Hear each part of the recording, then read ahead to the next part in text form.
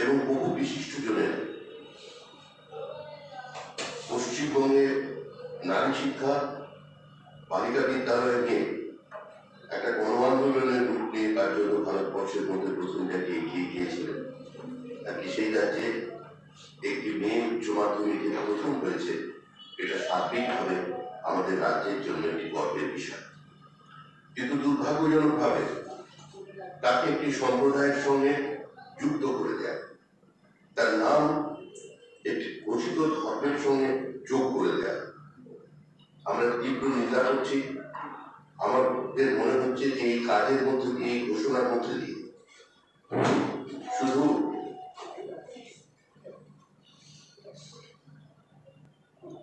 বাংলা সুলতানাকে অপমান করা হয়েছে তাই নয়, সামগ্রিকভাবে একটি সমাজকে, একটি সম্প্রদায়কে সম্পূর্ণ অপমানিত করা হয়েছে।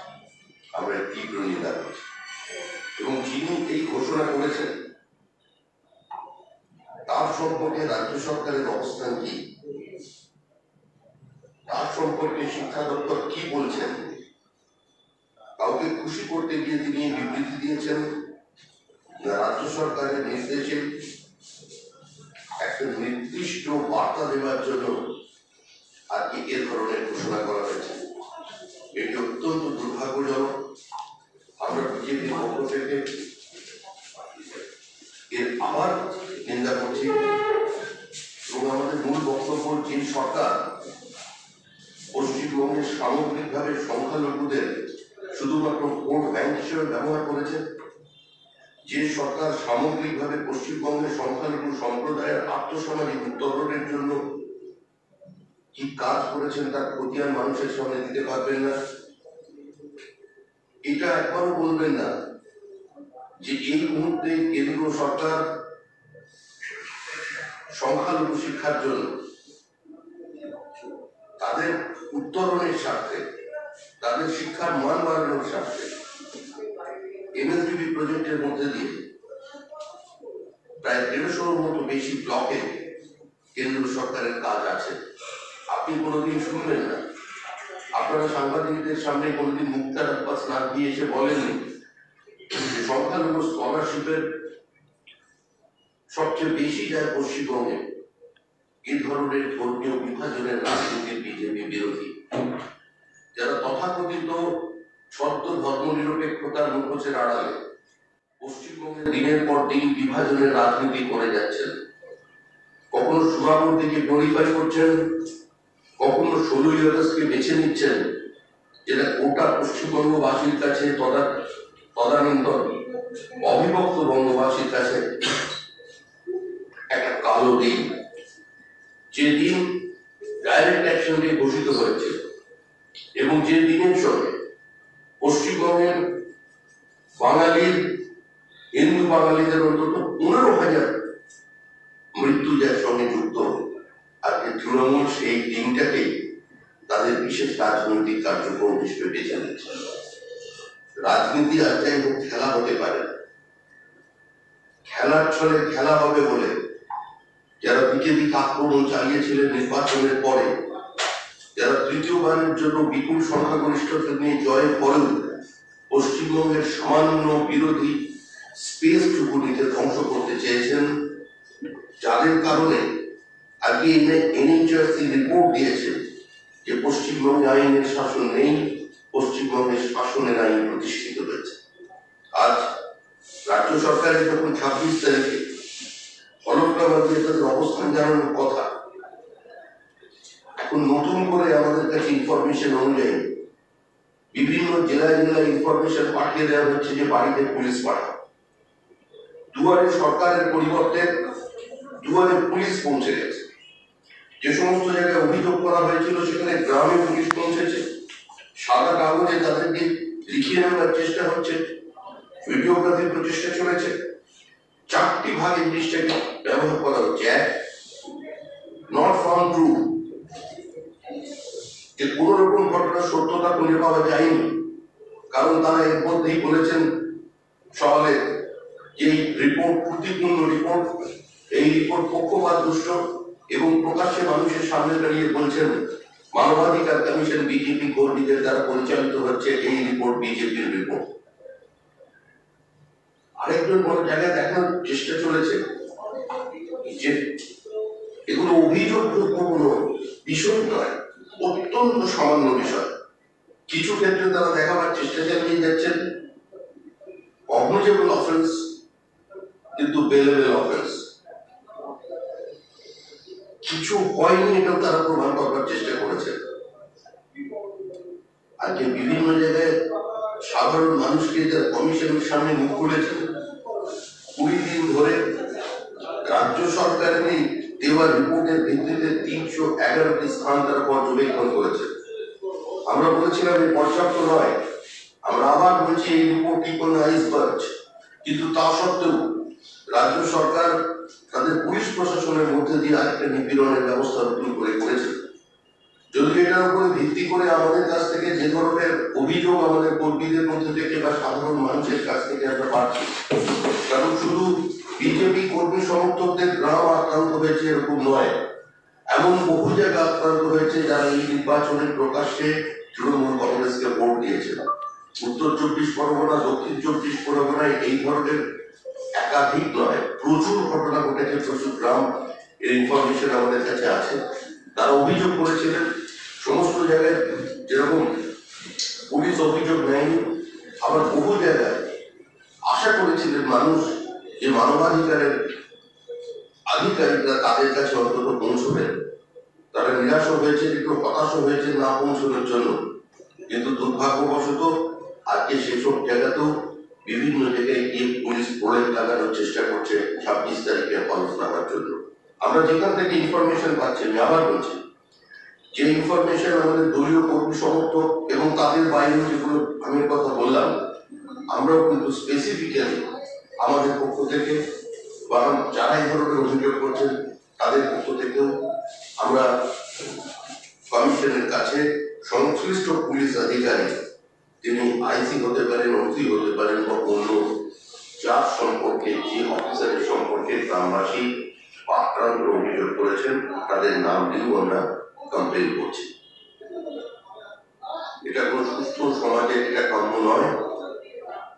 বিভাজনের রাজনীতি একদিকে ছাত্রকেও কোনোভাবে পৃথক করে দিচ্ছে না, বিভাজনের রাজনীতি নির্বাচনের পর যে ভয়াবহ সন্ত্রাস চলেছে তার মধ্যে বিদ্যমান।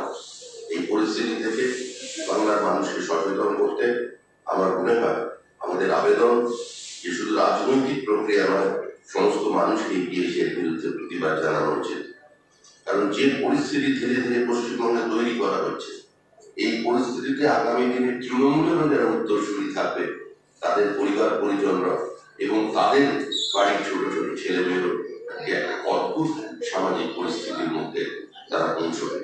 এর থেকে সামগ্রিকভাবে রাজ্যকে বাঁচাতে হবে, বাংলাকে বাঁচাতে হবে এবং পশ্চিমবঙ্গের সংস্কৃতি বলে আমরা যে দাবি করে চলেছি দীর্ঘদিন ধরে, সংস্কৃতি পীঠস্থান বলে, বহুত্ববাদের সমাজ বলে, সেটাকে যদি বাঁচাতে হয় তাহলে এই অবস্থা থেকে আমাদের বেরিয়ে আসতে হবে। ধন্যবাদ। শান্তনু সেনের ঘটনা নিয়ে কি বলছেন? তাকে সাসপেন্ড করা হয়। শান্তনু সেন একজন শিক্ষিত মানুষ, চিকিৎসক, সাংসদ, তার মতো একজন ব্যক্তির থেকে মানুষ এ ধরনের আচরণের বা প্রতিবাদের এই ভাষা প্রত্যাশা করে। শান্তনু সেন যেভাবে প্রতিবাদ করেছেন, পৃথিবীর বৃহত্তম গণতন্ত্রের উচ্চকক্ষে তার নজিরবিহীন, সে নিয়ে তার সম্পর্কে সংসদীয় যে ব্যবস্থা রয়েছে এটা সম্পূর্ণ সংসদের বিষয়। কিন্তু তৃণমূল কংগ্রেস এটাকে বলছে অবদমিত করবার রাজনীতি, বিরোধী কণ্ঠস্বরকে বাজেয়াপ্ত করার রাজনীতি। আমরা তাদের এই অবস্থানের তীব্র বিরোধিতা করছি। কারণ শান্তনু সেন যেভাবে প্রতিবাদ করেছেন, এইভাবে প্রতিবাদ করে তৃণমূল কংগ্রেস সর্বভারতীয় রাজনীতিতে বিজেপি বিরোধিতার নেতৃত্বে উঠে আসবে, এটা মনে করার কোনো কারণ নেই। আর একজনকে একটা অধিবেশনের জন্য সাসপেন্ড করলে কোন রাজনৈতিক দলের বিশেষ সুবিধা হতে পারে, এটাও বলবার কোনো কারণ নেই। সার্বিকভাবে এই ঘটনা দুর্ভাগ্যজনক। লজ্জাজনক, নিন্দাজনক এবং ভারতীয় সংসদীয় রাজনীতির ইতিহাসে এই ঘটনা নিঃসন্দেহে তার পরিবার এবং মর্যাদাকে গ্লানি করেছে। সমিতা, বিভিন্ন জায়গায় বিরোধীরা তো বক্তব্য রাখেন, কিন্তু এরকমভাবে কাগজ হাত থেকে কেড়ে নেওয়া এবং সেটা ছিঁড়ে ফেলা, এই ব্যাপারে এই বিষয়টা কতটা গ্রহণযোগ্য? এখানেও তো বিধানসভা রয়েছে, বিরোধীরা রয়েছে। প্রশ্নটা বিধানসভা কিংবা লোকসভা, রাজ্যসভা নয়, প্রশ্নটা হলো তৃণমূলের যে অ্যাটিটিউড। তৃণমূল যেভাবে প্রতিবাদ করে অভ্যস্ত, তৃণমূল পশ্চিমবঙ্গের গ্রামে গঞ্জের বিরোধীদের যেভাবে সঙ্গে আচরণ করে, তৃণমূল যেভাবে গণতন্ত্রের প্রতি আস্থা ব্যক্ত করে, তৃণমূল যেভাবে বিভিন্ন জায়গায় নির্বাচিত জনপ্রতিনিধিদের সরকারি বৈঠক থেকে আইসোলেটেড করে দেয়, ঠিক একইভাবে তারই একটা প্রতিফলন ঘটেছে আচরণের মধ্যে দিয়ে। এটা কাঙ্ক্ষিত নয়, নিন্দাজনক, দুর্ভাগ্যজনক। আজকে দিল্লিতে যে বৈঠক হয়েছে এই ঘটনার পরে, সেখানে পরে সাংবাদিক সম্মেলন করে তৃণমূল জানিয়েছে যে তারা আগামী 2-1 দিনের মধ্যে এর প্রতিবাদ বা হিসেবে তারা রাজ্যসভার চেয়ারম্যানের কাছে লিখিত দেবে এবং সেই প্রতিবাদ পত্রে অধিকাংশ রাজ্যসভার বিজেপি বাদে অধিকাংশ রাজনৈতিক দল তাকে সমর্থন করছে। এই অবস্থানকে কিভাবে দেখছে? তৃণমূল কি দাবি করেছে, তৃণমূল কি বক্তব্য রাখবেন, সেটা যেদিন রাখবেন সেদিনের বিষয়। তৃণমূলের উপর নির্ভর করে তো বিজেপি রাজনীতি করবে না, বিজেপি ব্যাংকের নোটে নেই। তৃণমূল প্রাসঙ্গিক হতে চাইছে পশ্চিমবঙ্গের বর্তমান অবস্থা থেকে মানুষের দৃষ্টিকে দূরে সরানোর জন্য, আলোচনার কেন্দ্র থেকে এনএইচআরসির রিপোর্ট থেকে সরানোর জন্য তৃণমূলের এই ধরনের পদক্ষেপ। একটা হাত থেকে কাগজ ছেড়ে ফেলে যদি ভারতবর্ষের মতো একটা দেশে 135 কোটি দেশের বৃহত্তম গণতন্ত্রে প্রধান বিরোধী দলের নেতৃত্ব দেওয়া যায়, তাহলে সবাই আর করতে সেই কাজ। সাসপেন্ড করার পাল্টা হিসেবে কেন্দ্রীয় মন্ত্রী হরদীপ সিং পুরীর বিরুদ্ধেও ব্যবস্থা নেওয়ার দাবিতে সোচ্চার হয়েছে তৃণমূল কংগ্রেস দিল্লিতে। হরদীপ সিং পুরী থ্রেট করেছে, ফিজিক্যালি অ্যাসল্ট করার চেষ্টা করেছে বলে গতকালকে অভিযোগ করেছিল তৃণমূল কংগ্রেস। আজকে তার বিরুদ্ধেও হয়েছে প্রকাশ্য ক্যামেরার সামনে হয়েছে। তৃণমূল যে কোনো অভিযোগই করতে পারে, অভিযোগের যদি গ্রহণযোগ্যতা থাকে, এটা যাদের এখতিয়ার তারা বিচার করবে। তৃণমূলের সংসদীয় কমিটির বৈঠকে আজকে সর্বসম্মত সিদ্ধান্ত হয়েছে যে মমতা বন্দ্যোপাধ্যায় সংসদীয় দলের চেয়ারপারসন থাকবেন। তৃণমূল স্বতন্ত্র রাজনৈতিক দল, তারপরে কে চেয়ারপারসন হবেন, কে ভাইস চেয়ারপারসন হবেন, এটা তৃণমূলের বিষয়। মুখ্যমন্ত্রী ওখানে সংসদের চেয়ারপারসন। তৃণমূল যে সংসদীয় ব্যবস্থায় বিশ্বাস করে, তৃণমূলের দলীয় রাজনীতির যে সংস্কৃতি, যেভাবে তৃণমূল দল চলে, সেইভাবে তারা করবেন, এটা অত্যন্ত স্বাভাবিক। তৃণমূল দল মমতা বন্দ্যোপাধ্যায় কেন্দ্রিক দল। মমতা ব্যানার্জি থাকলে দল আছেন, তাহলে মমতা ব্যানার্জিকে বাদ দিলে সেই দলের কোনো রাজনৈতিক অস্তিত্ব নেই। সুতরাং তিনি সর্বব্যাপী, তিনি সর্বপ্রধান। তৃণমূলের তাপস রায় বলেছেন যে বিজেপির কাছে বা সরকারের কাছে তো আসলে উত্তর দেওয়ার মতো কিছু নেই, প্রশ্নের জবাব দিতে না পেরে সাসপেন্ড করার রাস্তা বেছে নিয়েছে। প্রশ্নের জবাব দিতে না পেরে সাসপেন্ড করার রাস্তা বেছে নিয়েছে। আমাদের সভাপতি এই মুহূর্তে সংসদে উপস্থিত থাকবার জন্য কলকাতার বাইরে আছেন। উনি ফিরে এলেন, আমরা দলীয় বৈঠকে ওনার সঙ্গে আলোচনা করে ওনার মাধ্যমে একটি প্রস্তাব দেওয়ার চেষ্টা করছি যে তাপস রায়কে বিজেপির সংসদীয় দলে যারা আছেন সেই বোর্ডে উপদেষ্টা হিসেবে যাতে রাখা যায়, তার জন্য আমরা চেষ্টা ছিল।